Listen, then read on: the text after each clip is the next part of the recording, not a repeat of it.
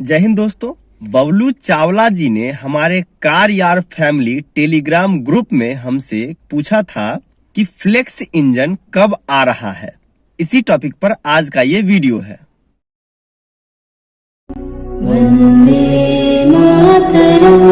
तो कहना चाहता हूं कि अगर आप भी हमसे डायरेक्टली कुछ भी पूछना चाहते हैं तो लिंक मैंने डिस्क्रिप्शन में दे दिया है। आप जिस भी सोशल मीडिया प्लेटफॉर्म पे हैं उसमें मैं प्रेफरेंस दूंगा कि अगर आप फास्टर रिस्पांस चाहते हैं तो आप हमारे टेलीग्राम ग्रुप को जरूर ज्वाइन कर लीजिए। अगर आप फेसबुक पे हैं तो वहां भी आपको वीडियो अवेलेबल हो जाएगा और वहां भी आप हमसे मैसेज करके कुछ भी पूछ सकते हैं।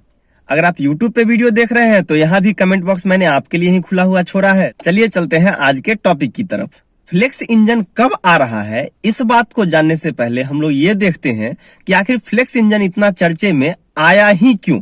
23 अक्टूबर 2021 के आसपास हमारे road and transport minister Nitin Gadkari ji ने मीडिया में आकर डायरेक्टली यह बात कह दी कि 6 से 8 महीने में वो एक ऐसा बकायदा रूल लेकर के आएंगे जिससे कि सभी मैन्युफैक्चरर्स को यह इंस्ट्रक्शन दिया जाएगा कि आपको सभी गाड़ियों में फ्लेक्स इंजन लगाना ही है।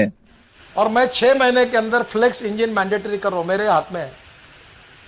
और मैंने प्रेम से भी कहा और डंडा भी लगाऊंगा नहीं, तो मैंने उनको बता दिया कि ये। और जब से मीडिया में आकर उन्होंने यह कहा, ऑब्वियस सी बात है कि पहले उन्होंने BS4 इंजन को लॉन्च करवाया हुआ है सिर्फ 2 साल के अंदर, फिर 2 साल के अंदर ही अल्टीमेटम टाइम लिमिट देकर के उन्होंने BS6 लॉन्च करवा दिया ताकि पॉल्यूशन का लेवल कम हो जाए इंडिया में। तो ऑब्वियस सी बात है कि उनकी कही गई किसी भी बात को कोई भी लोग लाइटली तो लेते नहीं है। अब लोगों में भी क्वेरी बन रही है कि आखिर ये फ्लेक्स इंजन आएगा कब। हमारे मिनिस्टर साहब ने कह तो दिया कि 6 से 8 महीने में वो ऐसा अल्टीमेटम दे देंगे। इस पे हम लोग थोड़ा सा बाद में चलते हैं और इस बात को जानने से पहले ये देख लेते हैं कि आखिर ये फ्लेक्स इंजन की मीनिंग क्या होती है या फिर फ्लेक्स इंजन होता क्या है। तो फ्लेक्स इंजन जैसा कि नाम से ही पता चल रहा है, फ्लेक्स इंजन का जो हम शॉर्ट फॉर्म है इसे अगर फुल करें तो इसका मतलब होता है फ्लेक्सिबल इंजन। किसे कहते हैं फ्लेक्सिबल इंजन? तो ऐसा इंजन जिसका इंटरनल कंबसन डिजाइन जो है वो ऐसे किया गया हो जो एक से ज्यादा फ्यूल को बर्न कर सकता हो। एग्जाम्पल की बात करते चलें तो अभी आप देखिए हम इस गाड़ी में बैठे हैं, ये पेट्रोल इंजन है। तो पेट्रोल इंजन में अगर आप डीजल भरवा लेते हैं या केरोसिन डलवा देते हैं तो आपकी इंजन नहीं चल पाती है। तो ऐसा इंजन जो कि उसका इंटरनल डिजाइन ऐसा हो जो कि डबल फ्यूल को बर्न कर सके। एग्जाम्पल के लिए अगर हम लेकर के चलते हैं तो देखिए फैक्ट्री फिटेड CNG जो आती है गाड़ियां, उसमें आप देखिए कि वही इंजन पेट्रोल पे भी चलता है और वही इंजन CNG पे भी चलता है। तो ये एक बेस्ट एग्जाम्पल है फ्लेक्स इंजन का। यहीं पे अगर हम बात करें, अगर आपको याद होगा होंडा के जो जनरेटर्स आया करते हैं वो भी डबल फ्यूल पे चलते हैं। जैसे कि पेट्रोल इंजन ही उसका पेट्रोल पे भी रन करता है या पेट्रोल पे स्टार्ट हो जाता है और साथ ही उसके एक अलग से टैंक में केरोसिन डाल दिया जाता है तो वो केरोसिन पे भी इंजन रन करता है। इंजन तो सेम है लेकिन डबल फ्यूल का वो यूज कर रहा है। तो ये दोनों जो है ये हमारे बेस्ट एग्जाम्पल है फ्लेक्स इंजन के। अब कुछ लोग यहाँ पे ये बात पूछ सकते हैं कि आखिर इस गाड़ी में जो पेट्रोल इंजन कंपनी से लगी हुई आती है इसे हम फ्लेक्स इंजन क्यों नहीं कहते। देखिए अगर आपने CNG वाला वीडियो देखा होगा कि ड्राइवर की CNG कब आएगी, उसका लिंक मैं डिस्क्रिप्शन में दे रहा हूं, तो आपने देखा कि उस वीडियो में मैंने क्लियरली मना किया है कि जो भी गाड़ी अगर आप कंपनी से खरीदते हैं और अगर वो फैक्ट्री फिटेड CNG नहीं आती है तो आपको बाहर से CNG नहीं लगवाना चाहिए। जी हाँ, उसका कारण ये होता है कि जो फैक्ट्री फिटेड CNG गाड़ियां होती है उसमें सिर्फ फैक्ट्री से CNG लगा हुआ नहीं आता, उस इंजन में कुछ कंबस्टन डिजाइन भी डिफरेंट होते हैं। अगर आप कंपनी से गाड़ी खरीदकर आफ्टर मार्केट CNG लगवा लेते हैं तो मेरा दावा है कि आप 15 से 20 साल उस इंजन का प्रॉफिट नहीं ले सकते हैं। वह इंजन स्मूथली रन नहीं करेगा। हो सकता है आपका इंजन टाइम से पहले सीज हो जाए, उसमें मेजर प्रॉब्लम्स आने शुरू हो जाएं, आपको बीच में ही इंजन गाड़ी का बदलवाना पड़े या फिर मेजर रिपेयरिंग करवाना पड़े। तो इसलिए जो हम पेट्रोल इंजन खरीदते हैं आप उसे पेट्रोल पे ही चलाएं और वो सिर्फ पेट्रोल इंजन ही होता है। फैक्ट्री से जो लगा हुआ CNG आता है उसके कंबस्टन डिजाइन में थोड़े से चेंजेस तो होते ही हैं और यही रीजन है कि फैक्ट्री फिटेड CNG गाड़ियां जो पेट्रोल और CNG दोनों पे चलती है आप उसे फ्लेक्स इंजन कह सकते हैं। वह इसके बेस्ट एग्जांपल हैं। आप उसे पूरा 15 से 20 साल सही से चलाने पे उसे उसकी लाइफ को एंजॉय कर सकते हैं। तो बबलू चावला जी ने हमसे जो पूछा था कि फ्लेक्स इंजन कब आ रहा है, तो बॉस ड्राइवर में अभी फ्लेक्स इंजन का कोई प्लान नहीं है। क्योंकि ट्राइबर में सिर्फ पेट्रोल इंजन आ रहा है, फैक्ट्री फिटेड सीएनजी ट्राइबर का नहीं आ रहा है।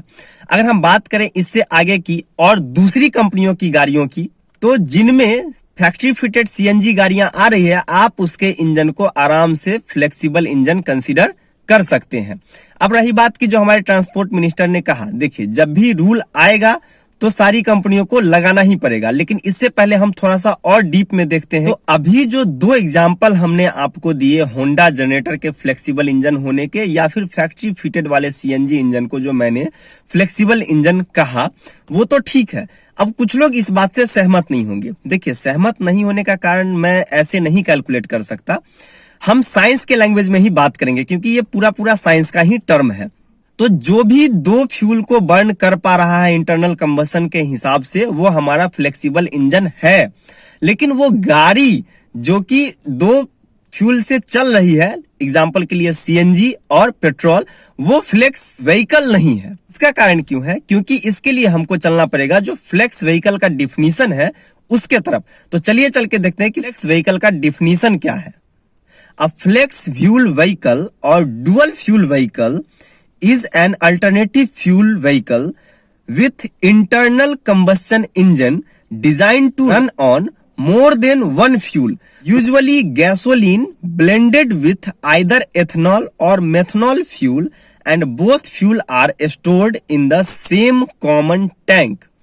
तो देखिए, हमने जो अभी आपको कहा कि जो होंडा के जनरेटर्स का एग्जांपल दिया या फिर जो हमने आपको फैक्ट्री फिटेड सीएनजी कार्स के लिए कहा, वो इंजन तो फ्लेक्स इंजन है, लेकिन वो गाड़ी फ्लेक्स इंजन नहीं है। क्योंकि इसके डिफिनीशन में ये चीज कहा गया है, एक तो वो डबल फ्यूल, एक से ज्यादा फ्यूल पे चलने चाहिए, तो पेट्रोल और सीएनजी पे तो इंजन चल रहा है। लेकिन गाड़ी फ्लेक्सिबल इसलिए नहीं है क्योंकि उसमें कहा गया है कि सेम टैंक में स्टोर होने चाहिए दोनों फ्यूल। और आप देखते हैं कि सीएनजी के लिए हमें अलग टैंक लगाना पड़ता है और पेट्रोल के लिए अलग टैंक लगाना पड़ता है।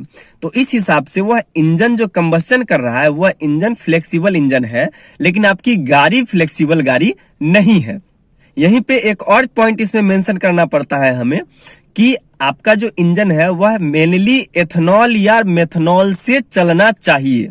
जब तक हम पेट्रोल के बदले गाड़ी में एथेनॉल या मेथनॉल डालकर नहीं चला लेते, हम इसे अपने लैंग्वेज में या जिस टर्म में हमने जाना, मिनिस्टर साहब ने ये बात कही, उस टर्म के हिसाब से आपकी गाड़ी या जो इंजन है वो फ्लेक्सिबल इंजन नहीं है। जबकि अगर हम साइंस की बात करें तो कोई भी इंजन जो दो फ्यूल पे चल रहा है वह फ्लेक्सिबल इंजन है। इसीलिए मैंने वीडियो में आपको पहले ही कहा कि जो हमारी फैक्ट्री फिटेड सीएनजी है वो इंजन तो फ्लेक्सिबल इंजन है, लेकिन आपकी गाड़ी फ्लेक्सिबल गाड़ी नहीं कहलाएगी, फ्लेक्सिबल व्हीकल नहीं कहलाएगी, क्योंकि उसमें फ्यूल आपको सेम टैंक में स्टोर नहीं हो रहे हैं। दोनों फ्यूल के लिए आपको अलग अलग टैंक का यूज करना पड़ रहा है।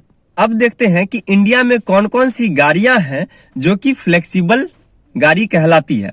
तो जहां तक मुझे पता है अभी तक सिर्फ टीवीएस अपाची आरटीआर 200 यह जो गाड़ी है यही इकलौती गाड़ी है जो फ्लेक्स व्हीकल इंडिया में कहलाती है।